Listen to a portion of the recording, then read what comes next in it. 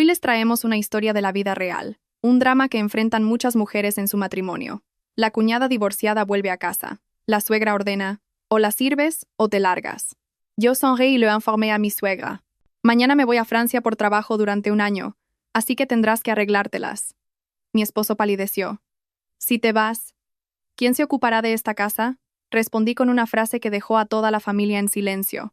El olor penetrante a aguarrás y barniz de damar llenaba el pequeño estudio del tercer piso. Bajo la luz especializada, Isabel retocaba con un pincel fino las grietas de un óleo antiguo cuya capa de pintura se estaba desprendiendo. Como restauradora experta en arte y antigüedades, necesitaba un silencio absoluto.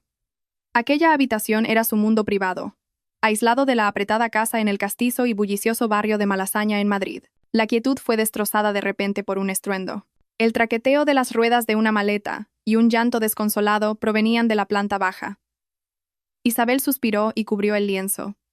Sabía que la tormenta había llegado. Al bajar al salón, Isabel encontró a Sofía, su cuñada, sentada en el suelo entre tres maletas, sollozando. Carmen, su suegra, intentaba consolar a su hija con desesperación, mientras que Javier, su suegro, estaba sentado en su silla de ruedas en un rincón, con la mirada perdida por las secuelas de un ictus. Al ver a Isabel, Carmen le gritó por tardar en bajar y le ordenó que preparara un zumo de naranja para Sofía y subiera su equipaje. Isabel fue a la cocina en silencio. Desde que se casó, se había acostumbrado al tono autoritario y a las exigencias irrazonables, a pesar de que todos los gastos de la casa corrían por su cuenta. Cuando trajo el zumo, Sofía comenzó a lamentarse. Su marido era un canalla, su familia política unos tacaños, solo por haber roto un jarrón por accidente, la habían echado de casa. Exigía el divorcio y volver a casa de su madre. Carmen abrazó a su hija, maldiciendo a sus consuegros y declarando que ella cuidaría de su niña. Isabel, de brazos cruzados, observaba la escena. Conocía bien el carácter de Sofía y sabía que había algo más en la historia, pero el silencio era la opción más sabia. En ese momento, Carmen le ordenó de repente que despejara el estudio del tercer piso, que moviera o tirara todas las herramientas de Isabel para que Sofía pudiera instalarse en la segunda planta, ya que necesitaba un espacio luminoso y bien ventilado. Isabel se quedó helada. El tercer piso era su taller, lleno de productos químicos y obras de arte valiosas que requerían un control estricto de temperatura y humedad. La habitación de la segunda planta solo contenía armarios y documentos. Cambiar las habitaciones no era algo que se pudiera hacer a la ligera. Isabel explicó con calma los peligros y el riesgo de tener que pagar una enorme compensación si algo se dañaba. Propuso acondicionar temporalmente el salón de la planta baja o que Sofía compartiera habitación con Carmen durante unos días mientras encontraban una solución. Apenas escuchó la palabra no, Carmen saltó como un resorte.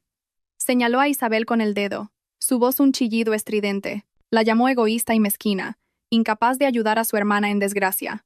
Se burló de la profesión de Isabel, un trabajo sucio de remendar trastos viejos, que no necesitaba lujos ni espacios especiales, podía amontonarlo todo en un rincón y ya está. Sentenció que aquella era su casa y ella decidía cómo se organizaban las cosas. Una nuera no tenía derecho a opinar. Justo en ese momento, el ruido familiar de una scooter se detuvo en la puerta. Marcos, su marido, volvía del trabajo. Al ver la tensión en el ambiente, preguntó desconcertado qué ocurría. Sofía, al ver a su hermano, rompió a llorar de nuevo, corriendo a abrazarlo y contándole su trágica historia de maltrato por parte de su familia política. Marcos escuchó, su rostro enrojeciendo de ira por su hermana. Se giró hacia Isabel, y al verla de pie con una expresión fría, frunció el ceño. Carmen aprovechó para echar más leña al fuego, quejándose a su hijo de que su esposa era tan egoísta que no quería ceder una habitación a su propia cuñada. Marcos suspiró, y con tono de reproche, se dirigió a Isabel. Dijo que su hermana estaba pasando por un mal momento, y que ellos, como hermanos mayores, debían ser comprensivos.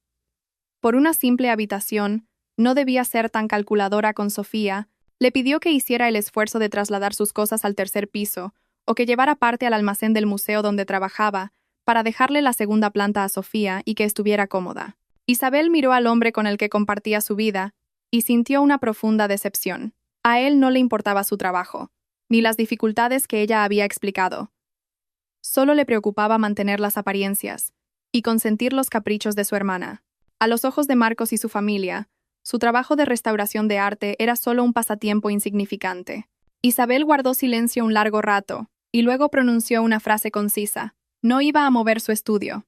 Despejaría un poco la habitación del segundo piso para colocar una cama individual para Sofía. Ese era su límite. Dicho esto, se dio la vuelta y subió las escaleras, dejando atrás los insultos de Carmen y la mirada impotente de Marcos. La tormenta solo acababa de empezar, e Isabel sabía que no se detendría en la disputa por una habitación.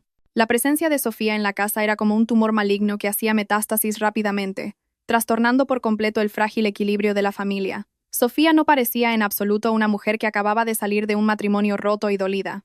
Al contrario, consideraba su regreso a casa como unas vacaciones prolongadas en las que debía ser servida a cuerpo de rey. A la mañana siguiente, antes de que el sol despuntara sobre los tejados de Madrid y mucho antes de que sonara el despertador de Isabel, unos golpes atronadores resonaron en la puerta de su habitación. La voz chillona de Carmen la llamaba. Le ordenó que se levantara de inmediato para ir a comprar churros con chocolate a San Ginés para Sofía. Dijo que su pobre hija no había podido dormir en toda la noche y que por la mañana se le antojaban unos churros auténticos, no los de la churrería de la esquina. Isabel se frotó los ojos y miró el reloj. Apenas eran las 5:30 de la mañana. Cansada, respondió que ese día tenía una reunión importante a primera hora en el instituto y no podía hacer cola para comprar churros. Sugirió que compraran en la esquina o que pidieran un servicio a domicilio. La puerta tembló bajo los golpes de Carmen. La acusó de ser una cuñada perezosa, que le negaba hasta unos simples churros a su hermana. Sacó a relucir lo mucho que se había sacrificado para criar a Marcos, presionando a Isabel para que se levantara. Marcos, a su lado, se tapó la cabeza con la manta y murmuró que fuera para tener paz en casa, que por un pequeño esfuerzo nadie se moría. Isabel miró a su marido, tragándose la rabia, y se levantó pesadamente para vestirse.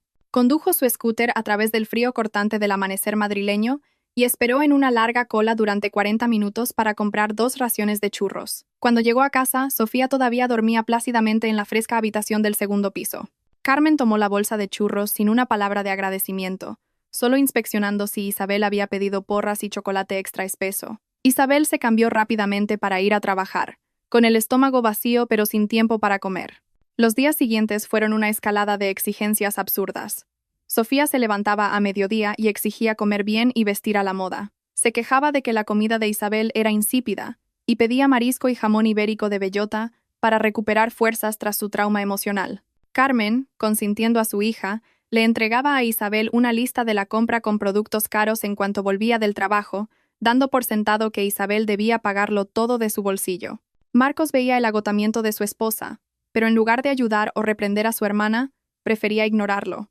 Le decía a Isabel que Sofía había tenido mala suerte en el amor y que debían compensarla. Le recordaba que no fuera tacaña, que el dinero se podía recuperar, pero el afecto familiar era lo más valioso. Isabel sonrió con amargura. El dinero se recuperaba, sí, pero era ella quien lo ganaba. Marcos, con su sueldo de arquitecto que apenas alcanzaba y su costumbre de invitar a sus amigos para mantener las apariencias, no aportaba lo suficiente. El punto de inflexión llegó un sábado por la tarde.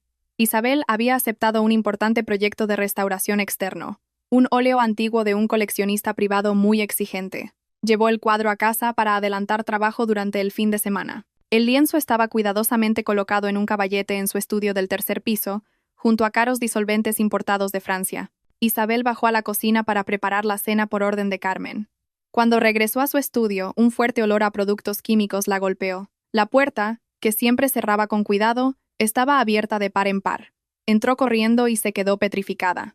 Sofía estaba sentada despreocupadamente en la silla de trabajo de Isabel, sosteniendo un frasco de un potente disolvente utilizado para limpiar barnices antiguos, y lo usaba con un algodón para quitarse el esmalte de uñas. Peor aún, había derramado parte del líquido, salpicando una esquina del valioso óleo. La pintura, al contacto con el disolvente, se había hinchado y emborronado, creando una mancha de color desfigurada. Isabel gritó, corriendo a arrebatarle el frasco.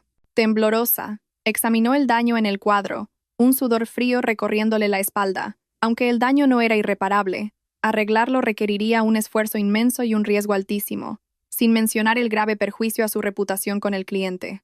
Sofía, sorprendida, se levantó de un salto. Con descaro, le dijo a Isabel que no exagerara, que solo había tomado prestado un poco de quitaesmalte. El del baño se había acabado y al ver tantos frascos allí, pensó que eran cosas sin importancia y tomó uno. Isabel se giró, con los ojos inyectados en sangre por la ira. Le gritó que eso era un producto químico profesional, que un frasco pequeño costaba cientos de euros, no un quitaesmalte barato del supermercado. Y lo más importante, había dañado el cuadro de un cliente, cuya compensación podría ascender a miles de euros, e incluso podría costarle su carrera si el cliente la demandaba. La discusión alertó a Carmen, que subió corriendo.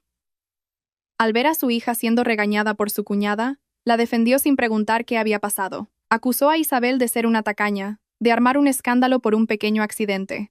Dijo que esos cuadros viejos y rotos no tenían ningún valor. Marcos también acababa de llegar. Vio a su esposa furiosa, a su hermana haciendo pucheros y a su madre gritando. Miró el cuadro dañado y luego a Isabel, y dijo con ligereza: «Bueno, intenta arreglarlo».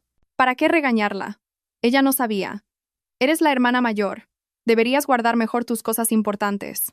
Isabel miró a las 3 personas frente a ella, y sintió como si una roca gigante le oprimiera el pecho. La falta de respeto, la invasión descarada de su espacio y su trabajo, no era simple ignorancia, era la esencia de esa familia. Consideraban su esfuerzo y sus bienes como algo que tenían derecho a usar y pisotear. Tras el incidente del cuadro, Isabel pasó 3 noches en vela para reparar el daño. Tuvo que usar una lupa, pinzas y agujas diminutas para retirar cada partícula de pintura dañada y luego mezclar colores para retocar milímetro a milímetro. El olor a químicos y la tensión le provocaban un dolor de cabeza insoportable. Pero lo que más le dolía era la indiferencia de la familia de su marido. Ni una disculpa de Sofía, ni una palabra de interés de Marcos. Una tarde entre semana, Isabel tuvo que quedarse hasta tarde en el instituto por una reunión y para terminar papeleo atrasado. Le envió un mensaje a Marcos avisándole que llegaría tarde, pidiéndole que pusiera el arroz y comprara algo de comida preparada. Marcos vio el mensaje, pero no respondió. Cerca de las 9 de la noche, Isabel llegó a casa agotada. La casa estaba en silencio. La luz del salón encendida pero vacía. Entró en la cocina, esperando encontrar algo para comer. La mesa estaba puesta, pero la comida estaba fría y revuelta. En la fuente de carne guisada solo quedaban unos trozos de grasa y algunas verduras quemadas. El cuenco de sopa estaba casi vacío. La arrocera estaba abierta, con solo unos granos secos pegados al fondo. Isabel tragó saliva, su estómago rugía. Abrió la nevera en busca de unos huevos para hervir, pero estaba vacía. La leche que había comprado para el desayuno también había desaparecido. En ese momento, oyó risas y charlas animadas desde la habitación de Carmen en la planta baja. La puerta estaba entreabierta, e Isabel vio a toda la familia reunida viendo la televisión y comiendo fruta de postre. Sofía estaba recostada en el regazo de su madre, comiendo un trozo de mango. Marcos le daba un masaje en los pies a su padre. Una escena de una familia feliz y unida, pero sin ella. Al ver pasar la sombra de Isabel, Carmen gritó con voz cortante. Le preguntó dónde había estado hasta tan tarde.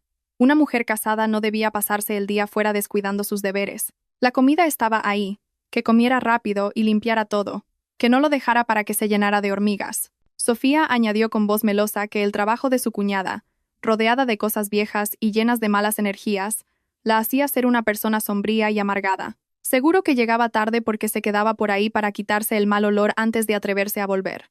Soltó una risita, burlándose de que su cuñada ganara dinero con una profesión tan poco glamurosa y se diera aires de ejecutiva ocupada. Isabel no respondió. Estaba demasiado cansada para discutir. Subió en silencio a su habitación, pensando solo en ducharse y dormir para olvidar el hambre. Al abrir el armario para coger ropa, se detuvo. El cajón secreto donde guardaba algo de dinero en efectivo para emergencias estaba movido. Un mal presentimiento la invadió. Abrió la pequeña caja de madera que escondía bajo la ropa de invierno. Estaba vacía. Los 2.000 euros que había sacado el día anterior para pagar un curso de especialización y las medicinas de sus padres habían desaparecido. En esa casa, aparte de ella, solo Marcos sabía dónde guardaba ese dinero. Isabel bajó corriendo a la habitación de Carmen con la caja vacía en la mano. Se plantó frente a Marcos, le mostró la caja y, con voz temblorosa, le preguntó dónde estaba el dinero. Marcos se sobresaltó, evitando su mirada. Carmen y Sofía dejaron de reír y la miraron fijamente. Marcos, nervioso, se rascó la cabeza. Dijo que lo había tomado prestado y no había tenido tiempo de decírselo. Como Sofía estaba muy triste, le había dado el dinero para que se comprara un tratamiento de spa completo y algunos vestidos nuevos para animarse. Pensaba que, siendo marido y mujer, el dinero era de ambos. No entendía por qué se ponía tan tensa. Isabel sintió como si un rayo la hubiera partido. 2.000 euros eran el fruto de un mes entero de trabajo duro, inhalando polvo y productos químicos. Dinero que había ahorrado céntimo a céntimo. Y su marido lo había robado tranquilamente para que su hermana se fuera de spa y de compras. Mientras tanto, él no le había dado ni un euro para los gastos de la casa ese mes. Con voz contenida, Isabel le preguntó a Marcos si sabía para qué iba a usar ese dinero. Marcos, molesto, respondió que a ella no le faltaba el dinero, que cuando tuviera un nuevo proyecto se lo devolvería. No entendía por qué armaba tanto escándalo delante de sus padres. Sofía intervino con desdén. Dijo que su cuñada era una tacaña. Su cuñada sufría una desgracia, y su hermano le daba un poco de dinero para animarse, y ella se quejaba. Se burló de Isabel diciendo que ganaba dinero, pero era tan agarrada que nadie la soportaba. Carmen se unió al coro, acusando a Isabel de ser una mujer mezquina que contaba hasta el último céntimo. Dijo que el dinero de su hijo también era de ella. Marcos había tomado dinero de su propia casa. No se lo había robado a nadie, así que no entendía el escándalo. Concluyó con una frase hiriente. No te creas tan importante por ganar 4 duros y menosprecies a esta familia. Marcos es arquitecto, hace grandes cosas. Cuando gane millones, tú también te beneficiarás. Ahora que pasa por un mal momento, tienes que ser comprensiva y apoyarlo. Isabel se quedó de pie en medio de la habitación, con las lágrimas a punto de brotar, pero se las tragó. Se dio cuenta de que no solo era el cajero automático de esa familia, sino también una sirvienta no remunerada, despreciada y explotada hasta la médula. El domingo, Isabel planeaba dormir un poco más para recuperarse de una semana agotadora. Pero a las 7 de la mañana, Carmen ya estaba aporreando la puerta para despertarla. Le entregó una hoja de papel llena de texto, la lista de tareas del día. Le dijo que era un buen día y que había invitado a unos amigos de Sofía y a algunas señoras de su asociación de mujeres del barrio para animarla. La tarea de Isabel era ir al mercado y preparar un banquete para unas 15 personas. El menú ya estaba decidido. Cochinillo asado, paella de marisco, sopa de pescado, platos elaborados que requerían mucho tiempo y dinero. Además, señaló una montaña de ropa cara de seda de Sofía en el baño. Dijo que la lavadora estaba rota, así que Isabel debía lavarlo todo a mano, tenderlo con cuidado y plancharlo para que Sofía tuviera algo que ponerse para recibir a sus invitados. Isabel sostuvo la lista, sus manos temblando de rabia. Miró a Carmen y dijo, articulando cada palabra, que estaba cansada y necesitaba descansar. Había trabajado sin parar toda la semana y al llegar a casa le tocaban las tareas domésticas. No tenía fuerzas para servir en la fiesta de Sofía. Sugirió que Carmen encargara la comida o que Sofía se encargara de sus propios amigos. En cuanto a la ropa, quien la usaba, la lavaba. Ella no era una sirvienta. Carmen se puso morada al escuchar la negativa rotunda de Isabel. No esperaba que su nuera, habitualmente sumisa, se atreviera a responderle de esa manera. Golpeó la mesa de cristal con un estruendo que sobresaltó a Javier. Gritó que Isabel era una insolente y una maleducada, la acusó de ser una nuera desagradecida que, por ganar dinero, quería pisotear a su suegra. Dijo que era una desgracia para la familia tener una nuera como ella. Su cuñada sufría y sus amigos venían a apoyarla. Una buena cuñada debería arremangarse y ayudar para dejar bien a la familia, no mostrarse perezosa y resentida. Marcos, que estaba tomando un café en el patio, entró corriendo.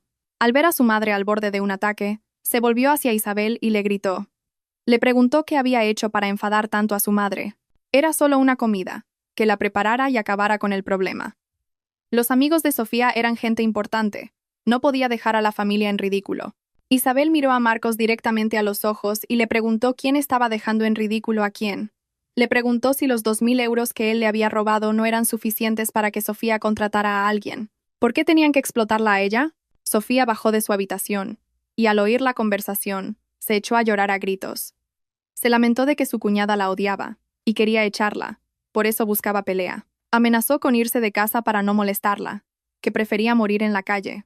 Carmen, angustiada por su hija, alcanzó el punto máximo de su ira. Señaló a Isabel y le dio un ultimátum. Su voz era fría, dura y cruel. Te lo diré una vez. Mientras yo viva en esta casa, yo mando. Sofía es mi hija y es natural que viva aquí. Tú eres la nuera. Tu deber es cuidar y servir a esta familia.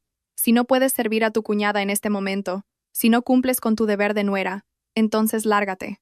Esta casa no acoge a nueras perezosas, insolentes y egoístas como tú. Vete y desaparece de mi vista, para que Marcos pueda casarse con otra mujer, una que sea más sensata. La habitación se sumió en un silencio sepulcral tras el grito de Carmen. Isabel miró a Marcos, esperando una palabra de apoyo, o al menos un intento de calmar la situación. Pero no.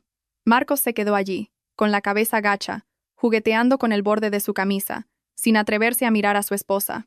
Tenía miedo de su madre, de los llantos de su hermana, y sobre todo, la falsa dignidad de un hombre débil le hizo elegir el silencio, aprobando la sinrazón de su madre. El silencio de Marcos fue el cuchillo final que cortó el último hilo de paciencia y afecto que quedaba en el corazón de Isabel. No lloró, no gritó. Una calma extraña la envolvió. Miró a Carmen, a Sofía y por último a Marcos. En su mente una decisión audaz se había formado, más clara y firme que nunca. Isabel esbozó una leve sonrisa, una sonrisa gélida que hizo que Carmen se estremeciera. No dijo nada. Se dio la vuelta en silencio y subió a su habitación. Carmen, creyendo que se había asustado y que iba a obedecer, le dijo a Marcos con altivez: «Hay que ser estricto para que obedezcan. A las mujeres no se las puede consentir, que se malcrían». Pero Carmen no sabía que Isabel no subía para cambiarse y bajar a la cocina, sino para abrir su ordenador y enviar un correo electrónico confirmando el vuelo más importante de su vida para la mañana siguiente. A la mañana siguiente, la atmósfera en la casa de 3 plantas en el barrio de Malasaña era pesada como el plomo. El cielo de Madrid estaba gris, y una llovizna fina aumentaba la sensación de penumbra y humedad típica de las casas antiguas y oscuras. Normalmente, a esa hora, la cocina ya estaría en marcha, con el olor a café recién hecho y tostadas inundando la casa. Pero hoy, la cocina estaba fría y silenciosa. Carmen se despertó temprano, escuchando desde la cama. Esperaba oír los ruidos familiares de Isabel preparando el desayuno, el sonido del agua corriendo, pero no hubo nada. Sonrió para sus adentros, pensando que su nuera, asustada por su reprimenda de la noche anterior, estaría llorando arrepentida o habría salido sigilosamente al mercado para enmendar su error. Despertó a Javier con voz sonora para que fuera al baño, diciéndole que se preparara, que hoy tenían una gran comida, y su nuera prepararía platos deliciosos. Pero cuando Carmen ayudó a Javier a salir al salón, la escena que encontró la dejó atónita. Sobre la mesa del comedor, en lugar de platos y cubiertos, solo había una hoja de papel impresa y un grueso dossier. Isabel estaba sentada allí, con una taza de café negro humeante en la mano, vestida impecablemente con un traje de chaqueta gris, el pelo recogido en un moño elegante y un maquillaje ligero que le daba un aire sorprendentemente sofisticado. A su lado, 2 maletas de viaje enormes. Marcos bajó las escaleras, bostezando. Al ver a su mujer vestida elegantemente, tomando café en lugar de ocuparse de la comida, frunció el ceño. Le preguntó qué estaba haciendo, que en lugar de ir al mercado y preparar la comida para los invitados de Sofía, estaba ahí sentada como una reina. Su madre había dicho que hoy había que preparar comida para 15 personas. Isabel dejó la taza de café sobre el platillo. El sonido de la porcelana resonó en el silencio. Levantó la vista, mirando directamente a Carmen y luego a Marcos, con una voz tan tranquila que daba escalofríos. Dijo que ya que todos estaban despiertos, tenía un breve anuncio que hacer. Carmen, altanera, le preguntó qué nuevo drama se traía entre manos, si quería disculparse, que lo hiciera rápido y se fuera a la cocina, que dejara de hacer teatro. Isabel sonrió, una sonrisa que no llegaba a sus ojos, y deslizó la hoja de papel hacia su suegra. Era la carta oficial del instituto donde trabajaba, confirmando su traslado por un año a París para un programa de especialización y trabajo. Con voz pausada, dijo que, cumpliendo el deseo de su suegra de la noche anterior, se había dado cuenta de que no tenía la capacidad ni la generosidad para servir a su cuñada como una criada, ni para satisfacer a su suegra. Por lo tanto, había decidido marcharse para que la familia pudiera vivir en paz, para que madre e hija pudieran cuidarse mutuamente sin que ella las molestara. Marcos tomó el papel y lo leyó. Sus manos comenzaron a temblar. Balbuceó preguntando qué era eso de ir a París. ¿Un año? ¿Por qué no lo había consultado con él? Isabel se levantó y se ajustó la chaqueta. Respondió a Marcos que había recibido esa oportunidad el mes anterior, pero había dudado por preocuparse por su padre y por la familia. Sin embargo, la noche anterior, su madre y él la habían ayudado a tomar la decisión final. Ya había comprado el billete de avión. El vuelo salía a las 11 de la mañana. El taxi para llevarla al aeropuerto estaba a punto de llegar. Carmen, al oír esto, soltó una carcajada sarcástica y amarga.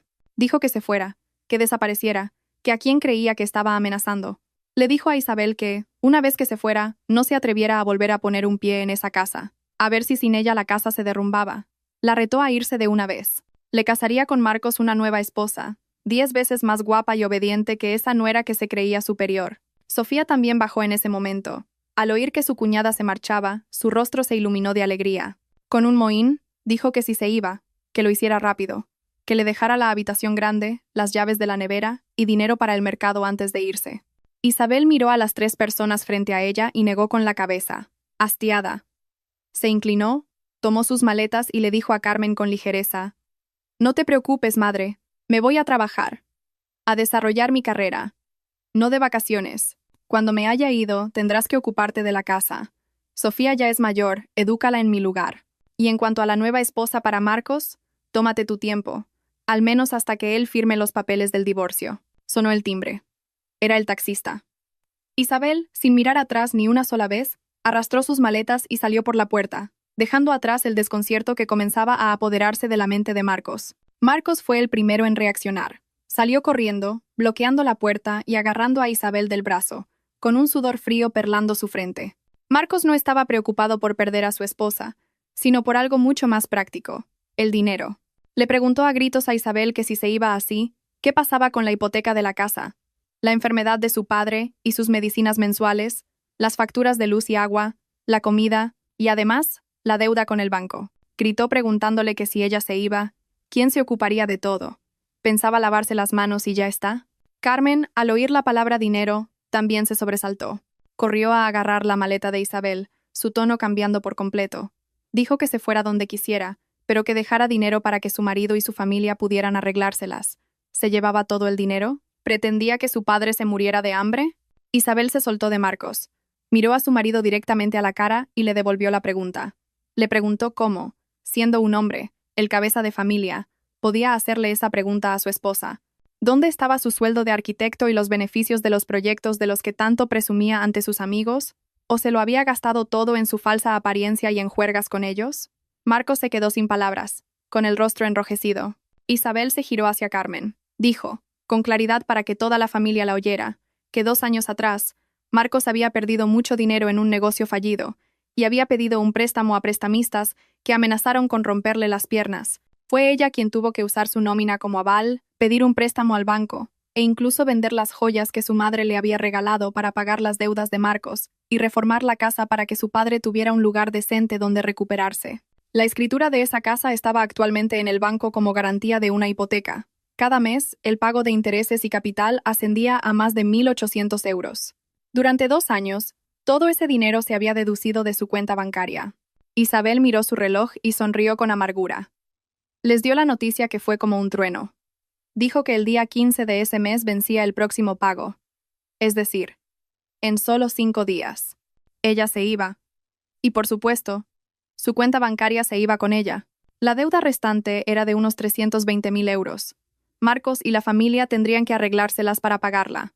Si se retrasaban, el banco ejecutaría la hipoteca y embargaría la casa. Entonces, que no la culparan a ella. Carmen, al oír la cifra de 320.000 euros y el riesgo de perder la casa, sintió que las piernas le flaqueaban y se desplomó en el sofá.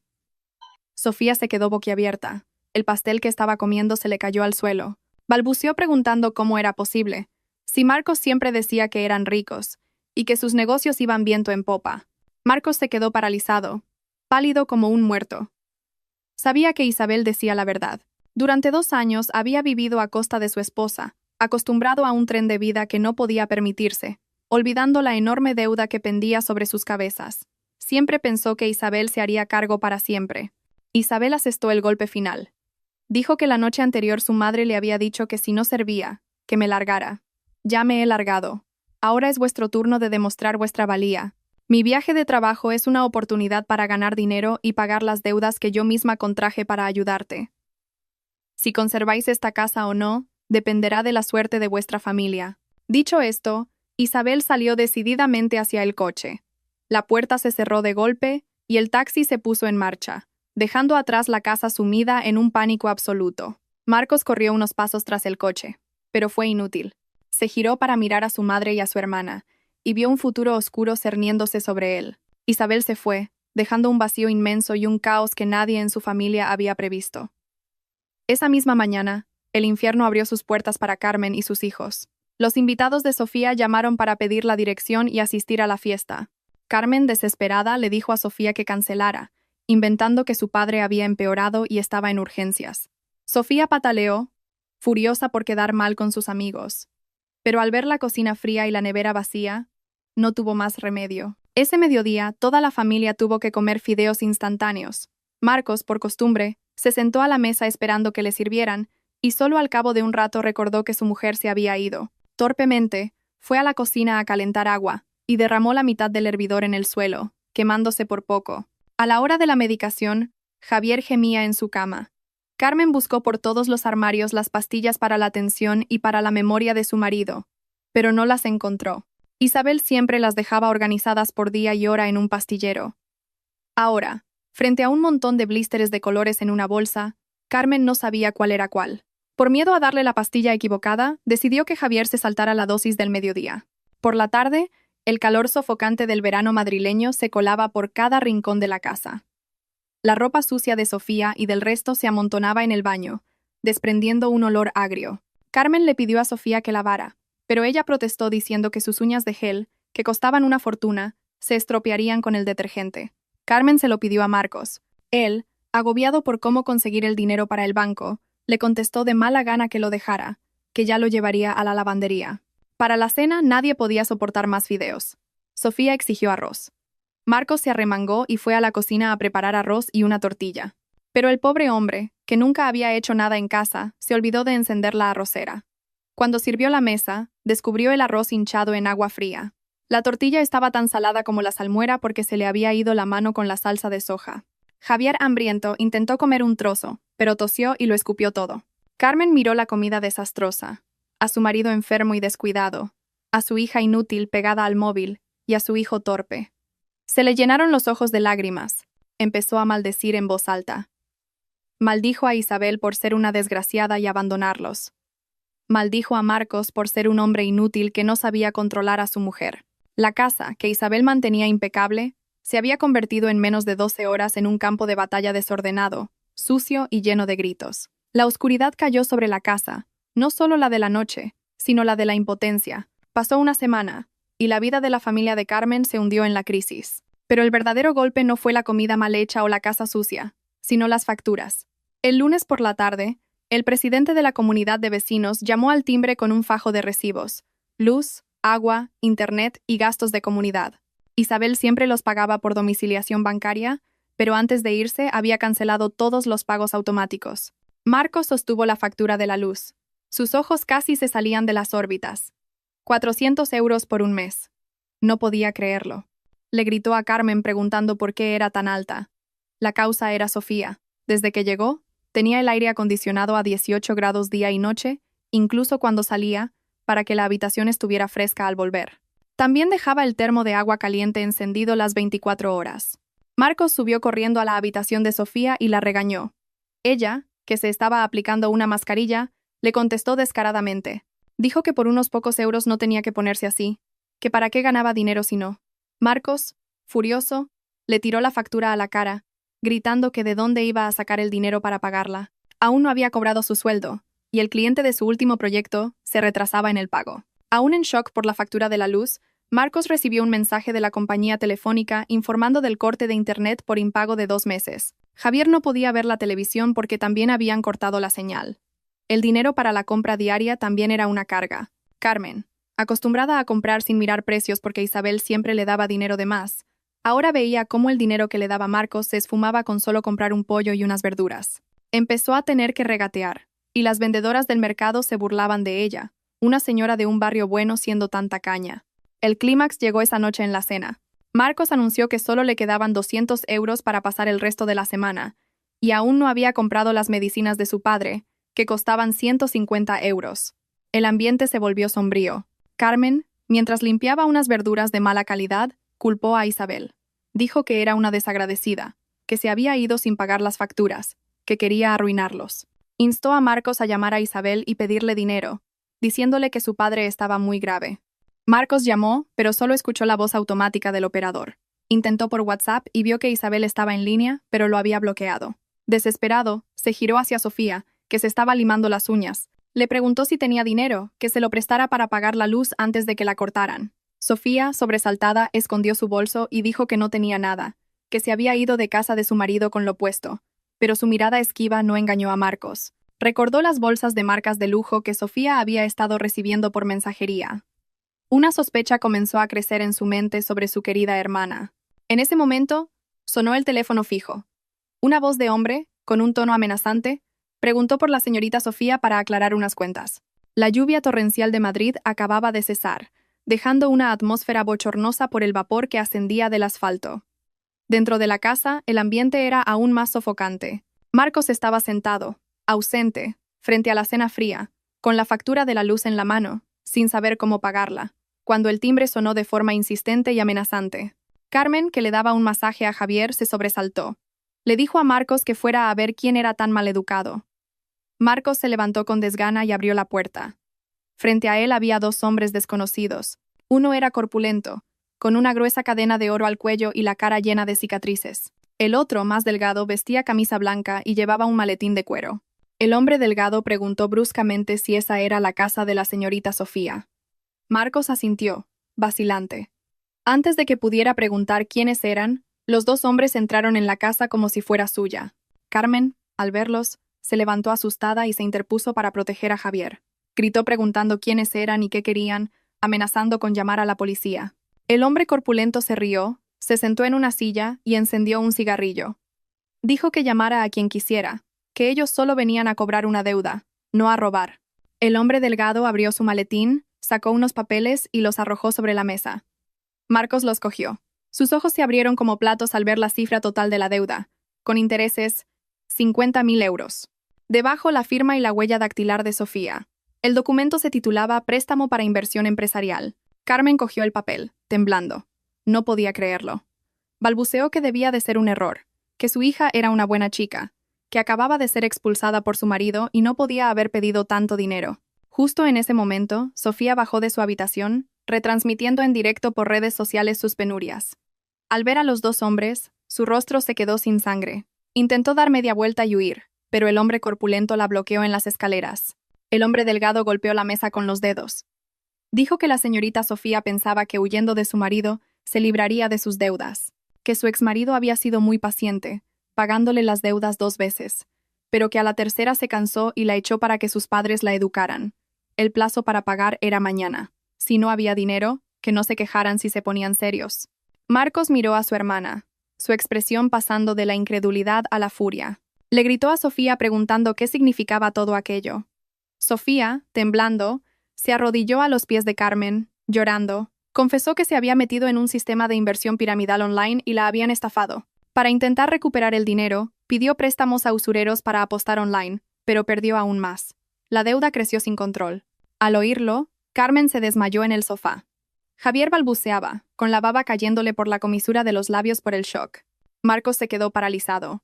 La historia del jarrón roto era una farsa para ocultar su vergonzosa verdad. Toda la familia había sido engañada, y la única persona que podría haberlo visto venir, Isabel, había sido expulsada por ellos mismos. Los cobradores se fueron, no sin antes advertir que si al día siguiente no había dinero, esa casa sería la más iluminada de la calle. La puerta se cerró con un golpe seco, como un clavo en el ataúd de su falsa paz. Esa noche, la casa se sumió en un silencio aterrador. Carmen yacía en la cama, con un paño húmedo en la frente. Sofía se encerró en su habitación. Marcos se sentó en el balcón, fumando sin parar. En su desesperación, volvió a llamar a Isabel, esta vez a través de una aplicación de llamadas internacionales. Esperaba que ya estuviera en París y se apiadara de ellos. Tras una larga espera, la pantalla se iluminó. Isabel contestó. Detrás de ella, una ventana mostraba los tejados de París. Sostenía una copa de vino, su aspecto era radiante y elegante, muy diferente a su imagen descuidada de antes. Marcos, con la garganta seca, le preguntó si había llegado bien, si estaba cómoda. Isabel tomó un sorbo de vino y con voz gélida le preguntó para qué la llamaba. Si era por dinero, que colgara para no gastar. Marcos le suplicó. Le contó lo de los cobradores, la deuda de Sofía de 50.000 euros, el desmayo de su madre. Le rogó que los salvara, que le prestara de sus ahorros para pagarles antes de que mataran a Sofía. El rostro de Isabel no cambió. Dejó la copa y miró fijamente a la cámara. Dijo que escuchara bien. Mis ahorros son el sudor de 10 años de trabajo. No tengo ninguna obligación de tirarlos al pozo sin fondo que ha cavado tu hermana. Cuando ella se gastaba el dinero en bolsos de lujo y spas, se acordaba de su cuñada o me llamaba criada. Cuando tu madre me echó, ¿dónde estabas tú? ¿Qué hiciste? Marcos, lloriqueando, dijo que se había equivocado, que había sido un cobarde, pero que eran marido y mujer. Si no sentía pena por él, que la sintiera por su padre, que estaba muy enfermo. Isabel se rió con amargura. Dijo que si le importaba a su padre, que vendiera su scooter Vespa y sus relojes de colección para pagar la deuda. En cuanto a ella, ya había bloqueado su acceso a la cuenta conjunta. Que no esperara ni un céntimo de ella. Era su familia, y él, como hombre, debía hacerse cargo. Dicho esto, cortó la llamada, dejando a Marcos sumido en la oscuridad. Se dio cuenta de que su último salvavidas se había roto. Isabel ya no era la mujer sumisa y fácil de manipular. Se había transformado. Marcos apoyó la cabeza en la barandilla, recordando cómo cuando Isabel estaba, todo funcionaba sin que él moviera un dedo. Ahora, ante la adversidad, se sentía desnudo y débil. A la mañana siguiente, el barrio se despertó con un olor nauseabundo. Marcos abrió la puerta y casi vomitó. La puerta, el porche y parte de la fachada estaban cubiertos de una mezcla de pintura roja y basura podrida. Los vecinos que salían a pasear se tapaban la nariz y cuchicheaban. Marcos, furioso, limpió el desastre, sintiendo cómo el olor y la humillación se le impregnaban en la piel y en el orgullo de su familia. Después, subió a la habitación de Sofía. La sacó de la cama y la arrastró frente a su armario lleno de ropa y bolsos de marca. Le gritó que lo vendiera todo para pagar la deuda. Sofía se aferró a sus cosas, gritando que eso era su imagen, que cómo iba a mirar a sus amigos. Le dijo que él era un inútil, que vendiera su propia moto. La rabia acumulada explotó. Marcos abofeteó a Sofía con tal fuerza que la tiró al suelo. Ella, con el labio sangrando, se abalanzó sobre él, arañándolo y gritando. Carmen subió corriendo, y al ver a su hija herida, empujó a Marcos, golpeándolo. Llorando, lo llamó monstruo, cobarde. Le dijo que Sofía era su hermana, que si se equivocaba debía aconsejarla, no pegarle, que era un ser despiadado, igual que su esposa. Marcos se dejó golpear, mirando con asco a su madre defendiendo a su hija malcriada y a su hermana egoísta. Se rió amargamente y dijo que siguiera consintiéndola, que un día vendería la casa entera, y entonces ya lloraría. Carmen abrazó a Sofía, y ambas lloraron como si Marcos fuera el culpable de todo. Fuera. El hedor seguía colándose por las ventanas, mezclándose con el olor a podredumbre de una familia en plena descomposición. El almuerzo de ese día quedó intacto. Los sollozos de Sofía y las maldiciones de Carmen no cesaban. Javier, en su habitación, lo oía todo, impotente. La angustia le oprimió el pecho. Por la tarde, Marcos escuchó la respiración entrecortada de su padre. Se giró y vio a Javier con el rostro morado, agarrándose el pecho y con los ojos en blanco. Marcos gritó horrorizado. Carmen corrió y al ver a su marido convulsionando chilló de pánico. Llamaron a una ambulancia, que llegó con las sirenas a todo volumen y se llevó a Javier al Hospital La Paz. Los médicos diagnosticaron un infarto agudo de miocardio. Su estado era crítico y necesitaba una intervención urgente para salvarle la vida. Una enfermera le entregó a Marcos un formulario para pagar un depósito de 5.000 euros por la operación y los materiales. Marcos miró el papel con manos temblorosas.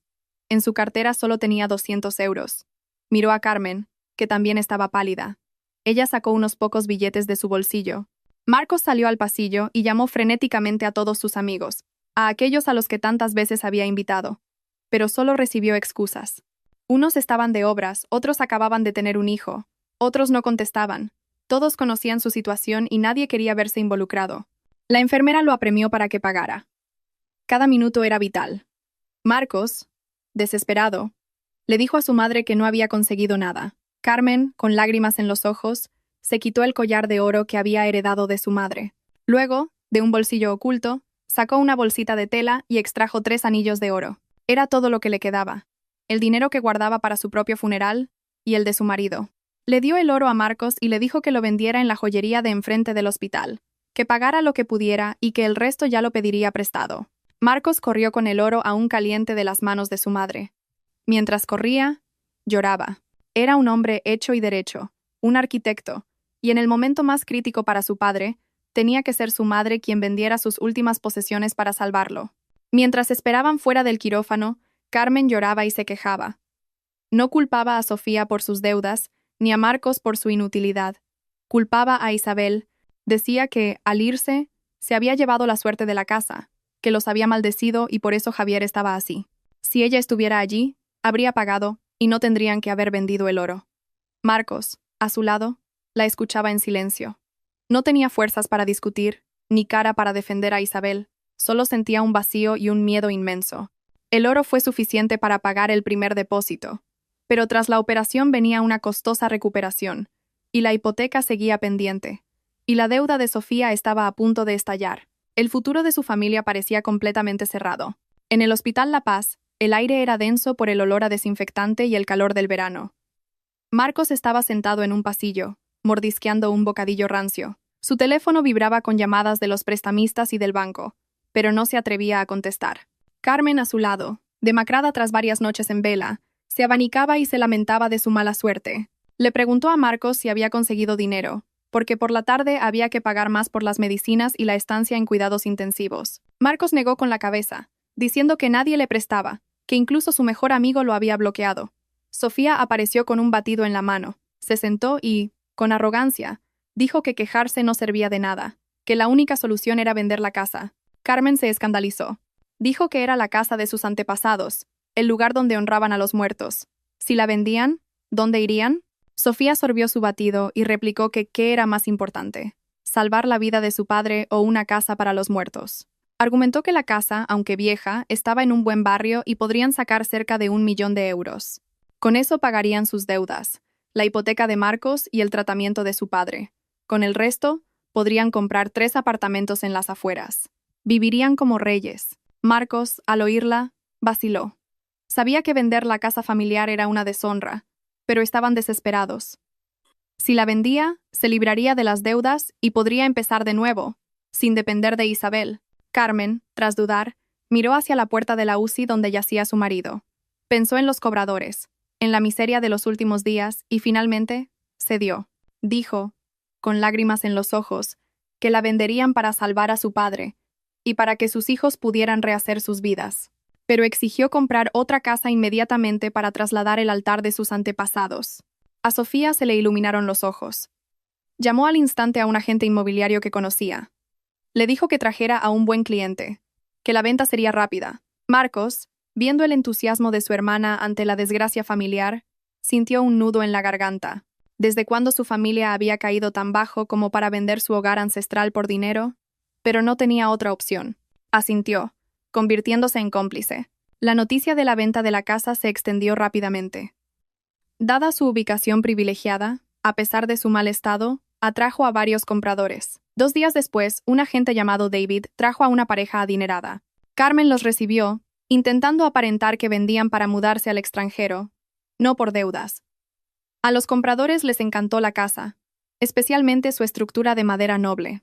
Tras un breve regateo, acordaron un precio de 950.000 euros, una fortuna que resolvería todos sus problemas.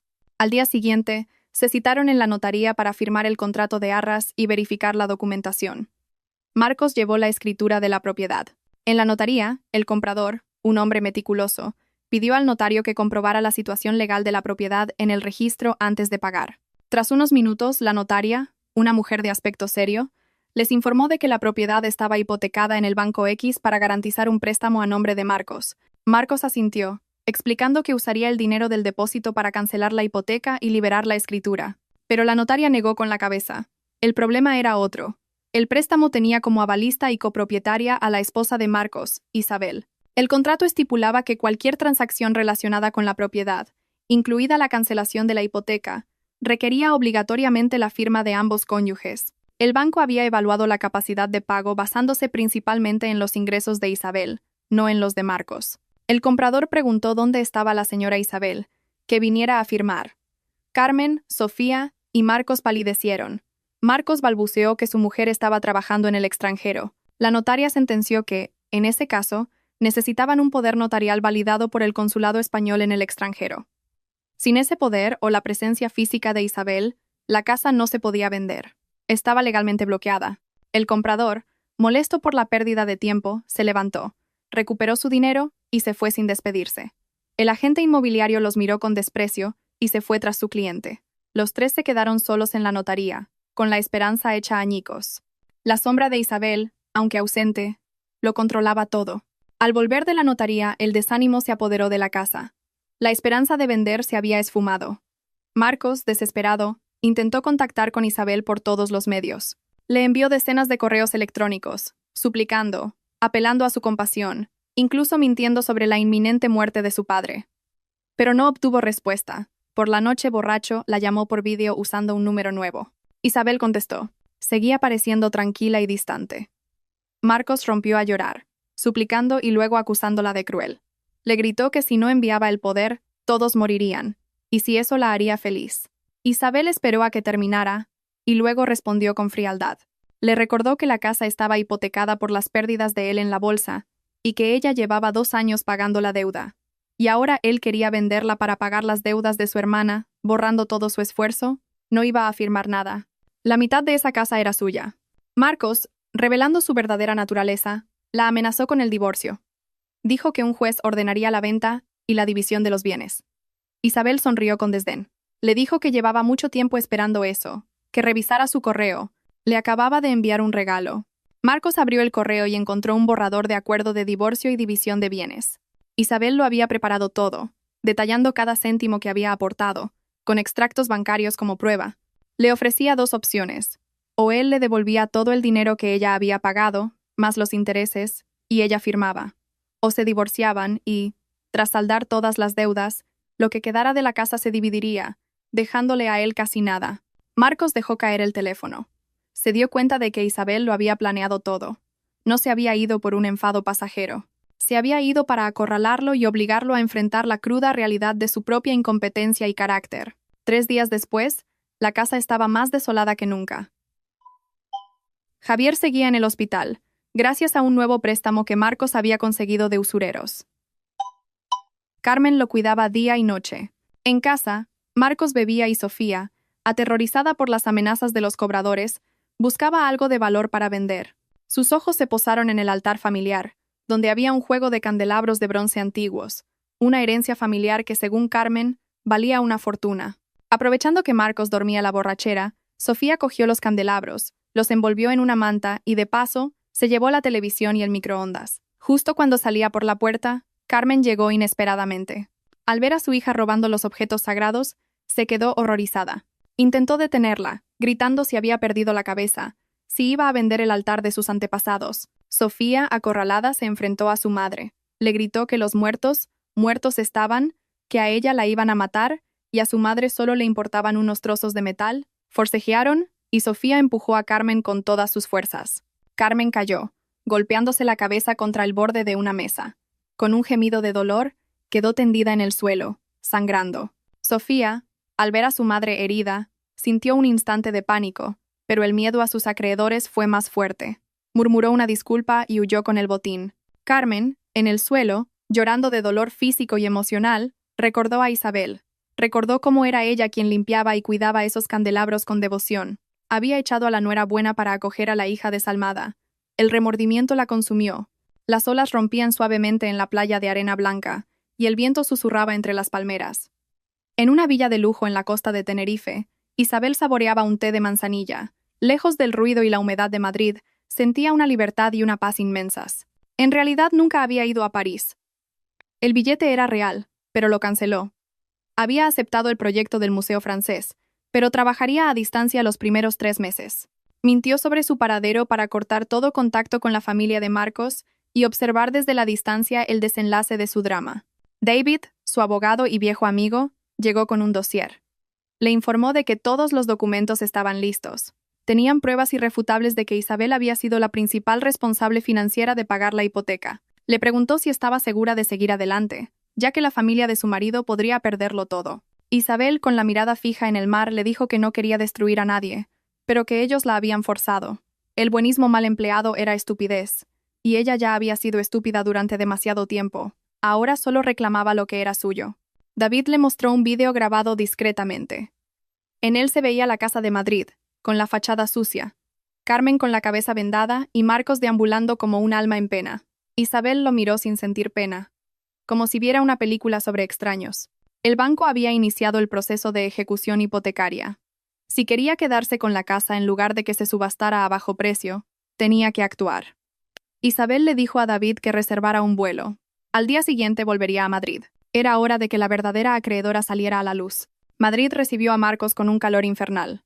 La casa, sin electricidad por 3er día consecutivo, era un horno. Hacia las 10 de la mañana, un coche con el logo de un banco se detuvo en la puerta. 3 empleados trajeados, acompañados por el presidente de la comunidad, llamaron a la puerta. Marcos sabía que había llegado el momento del juicio final, Los empleados del banco le entregaron la notificación de ejecución hipotecaria y el aviso de embargo. Le explicaron en voz alta, para que todos los vecinos curiosos oyeran, que debido al impago reiterado y a la ausencia de la avalista, procedían a precintar la propiedad. Carmen, al oír la palabra precinto, se arrodilló, suplicando y llorando. Pero las normas eran las normas. Los empleados, con firmeza pero con corrección, le explicaron que ya habían enviado múltiples avisos. Si no entregaban la casa voluntariamente, volverían con la policía y una orden judicial. Los vecinos cuchicheaban. La humillación era insoportable. Marcos, avergonzado, le gritó a su madre que entrara, que de nada servía suplicar. Prometió débilmente a los empleados que pagaría en 24 horas. Ellos, escépticos, aceptaron darle un último plazo. Pegaron una notificación de precinto temporal en la puerta y se fueron, prometiendo volver a la mañana siguiente con un agente judicial. Esa noche, en la oscuridad, Carmen recordó los primeros días de Isabel como nuera. Recordó su diligencia, su cuidado, cómo le masajeaba los pies cuando le dolían las articulaciones. Recordó las comidas deliciosas que preparaba, y recordó cómo la había tratado, como a una extraña, una máquina de hacer dinero. Había apoyado a su hija malcriada y había echado a la nuera que realmente se preocupaba por ellos. Ahora, su tesoro había robado el altar familiar y la había abandonado, mientras que su hijo era un inútil. El remordimiento la ahogaba. Temblando, cogió su viejo móvil y llamó a Isabel. Cuando oyó su voz fría al otro lado, Carmen se derrumbó. Llorando, le suplicó perdón. Le contó todo. La traición de Sofía, la inminente pérdida de la casa, la enfermedad de Javier. Admitió su culpa y le rogó que volviera a salvarlos. Al otro lado, Isabel guardó silencio un momento. Luego, con una voz desprovista de emoción, le dijo que las lágrimas ya no servían de nada. La bondad y la paciencia que una vez tuvo habían sido aniquiladas la noche que la echó. Ahora, entre ellos solo había una relación de deudores y acreedores. Carmen prometió cambiar, tratarla como a una reina. Isabel la interrumpió. Le dijo que al día siguiente volvería, pero no para empezar de nuevo, sino para poner fin a todo. Volvería para reclamar lo que era suyo. Que se prepararan para recibirla y que le dijeran a Marcos que tuviera un bolígrafo a mano. A las 9 en punto de la mañana siguiente, un coche de lujo negro se detuvo frente a la casa. La puerta se abrió e Isabel bajó. Vestía un elegante vestido negro, gafas de sol y un bolso de marca. Su aura de poder y distancia dejó a la familia boquiabierta. La acompañaba David, su abogado. Isabel entró, ignorando el intento de Marcos de agarrarle la mano. Se sentó en el salón, dueña de la situación. Carmen intentó hablar, pero las palabras se le atascaron. Sofía, que había vuelto a escondidas, al ver el aspecto próspero de su cuñada, recuperó su insolencia. Le dijo que ya era hora de que volviera y pagara las deudas, que dejara de hacerse la interesante. Antes de que Isabel pudiera responder, David habló con voz firme. Le informó a Sofía de que tenían pruebas de su agresión a Carmen y del robo de los bienes familiares, y que una denuncia estaba lista para ser presentada. Sofía palideció, aterrorizada. Isabel tomó la palabra. Anunció que estaba allí como parte interesada en la propiedad hipotecada. Había hablado con el banco, y estaba dispuesta a liquidar toda la deuda para salvar la casa. La familia la miró con una chispa de esperanza. Pero Isabel añadió su condición. El dinero que había invertido en pagar la hipoteca durante 2 años, más la cantidad que ahora adelantaría, superaba con creces el valor de la ruinosa propiedad. Por lo tanto, la casa debía ser transferida a su nombre, convirtiéndose ella en la única propietaria. El silencio que siguió fue absoluto. Era una adquisición, un cambio de poder en el que Isabel tenía todas las cartas. La sala de estar, impregnada del olor a humedad y tensión, pareció congelarse tras la declaración de Isabel.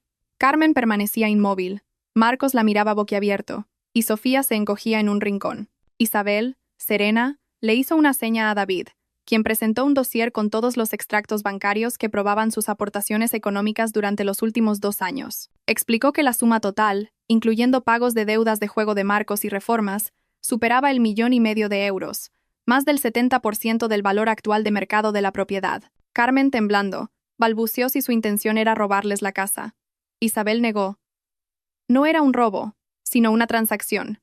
Si dejaban que el banco la subastara, lo perderían todo. En cambio, ella ofrecía una solución. Liquidaría los 320.000 euros restantes de la hipoteca a cambio de la transferencia de la propiedad. Marcos, furioso, se levantó de un salto, gritando que nunca firmaría, que era la casa de sus antepasados. Isabel, impasible, le contestó que si no firmaba, ella se iría. y al día siguiente el agente judicial los desalojaría. Carmen, aterrorizada, se agarró a la falda de Isabel. Preguntó qué sería de ellos si la casa pasaba a su nombre. Isabel, sin un ápice de compasión pero manteniendo un límite moral, respondió que no los echaría a la calle. Permitiría que sus suegros vivieran en la planta baja hasta el final de sus días y contrataría a alguien para cuidar de Javier. Pero, mirando a Marcos y Sofía, sentenció con dureza. Marcos y Sofía tendrían que marcharse. Ya eran adultos para buscarse la vida. Esta casa ya no mantenía a parásitos. Sofía estalló en llanto, acusándola de cruel y de querer destruir a la familia. Marcos la insultó. David pidió orden, recordando que el plazo del banco para pagar vencía a las 11. La presión era máxima. Marcos, desesperado, intentó convencer a su madre de que era una trampa, que era mejor que el banco vendiera y se quedaran con lo que sobrara. Pero Carmen, aunque mayor y codiciosa, no era tonta. Sabía que cualquier dinero en manos de sus hijos se esfumaría en días. Con Isabel, al menos, ella y su marido tendrían un techo. Tomó la decisión final. Le gritó a Marcos que se callara. Le espetó que si era tan valiente, que sacara él los 320.000 euros para pagar. Si no, que firmara. Luego se volvió hacia Isabel y con voz temblorosa aceptó, pidiéndole que jurara ante sus antepasados que nunca los echaría y que cuidaría del altar familiar. Isabel asintió. Acorralado y presionado por su propia madre, Marcos firmó el documento de transferencia con una mano temblorosa, sellando su destino como un hombre sin hogar. Inmediatamente, Isabel transfirió el dinero al banco y un notario, que esperaba fuera, entró para formalizar el acto. En menos de media hora, Isabel era la única y legítima propietaria de la casa. Acto seguido, les dio a Marcos y Sofía 3 días para desalojar. Justo en ese momento, sonó el timbre. Eran 2 policías. Tenían una orden de detención para Sofía. Una amiga la había denunciado por robarle su scooter y 5.000 euros. Además, estaba implicada en una red de apuestas ilegales. Sofía se desmayó. Al despertar, suplicó a Isabel que la ayudara. Isabel, con frialdad, le dijo que ella no era un pozo sin fondo ni la garante de sus delitos, que asumiera las consecuencias y se reformara. Sofía fue arrestada entre gritos y lamentos. Una semana después, el divorcio de Isabel y Marcos se formalizó rápidamente. En el juzgado, Isabel lucía radiante y segura. Marcos, en cambio, parecía un hombre destruido. Intentó suplicarle una última vez, pidiéndole un divorcio de mentira para poder seguir viviendo en la casa. Isabel se rió con amargura. Le recordó la pregunta que él le hizo al irse. Si te vas, ¿quién se ocupará de esta casa? Le dijo que esa pregunta le había revelado que para él, ella solo era una sirvienta y un cajero automático. Y ahora, él tendría que pagar el precio de su dependencia. Tras el veredicto, Isabel salió del juzgado sin mirar atrás, y se subió al coche donde David la esperaba, dejando a Marcos solo con su ruina. 3 meses después, la casa de Malasaña era irreconocible. Isabel la había transformado en un elegante hogar y un moderno estudio de restauración. Carmen vivía en la planta baja, silenciosa y sumisa, dependiendo del dinero que Isabel le dejaba en un sobre cada mes. El trato entre ellas era inexistente. Un muro de dolor insalvable las separaba. Marcos había caído en la miseria. Sin trabajo como arquitecto debido a su mala reputación, se ganaba la vida como repartidor en una moto destartalada. Un día, al pasar por su antigua calle, vio la casa, ahora hermosa y llena de vida. Vio a Isabel en la ventana, concentrada y exitosa.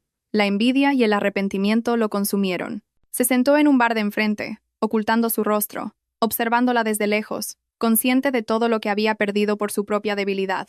Esa noche, Isabel organizó una pequeña fiesta en la azotea, ahora un precioso jardín, para celebrar un premio internacional que había ganado su proyecto. Rodeada de amigos cultos y elegantes, con David a su lado, irradiaba felicidad. Desde abajo, oculta en la oscuridad, Carmen la observaba, comprendiendo con amargura que si hubiera sido una buena suegra, ahora podría estar compartiendo esa felicidad. En la calle, Marcos también miraba la fiesta desde su moto, una figura patética y solitaria. El sonido de su motor al arrancar fue el único testigo de su dolor. Isabel escuchó el ruido familiar. Reconoció la silueta de su exmarido, pero no sintió nada. Ni odio, ni pena. Eran solo un mal recuerdo. Brindó con sus amigos, disfrutando del aire fresco de la noche madrileña. Había atravesado la tormenta y, finalmente, había encontrado la paz y la libertad. La casa era suya, su carrera era suya, y, lo más importante, su vida estaba en sus manos. La historia terminaba con una mujer fuerte en la cima de su mundo, con un pasado cerrado y un futuro brillante por delante.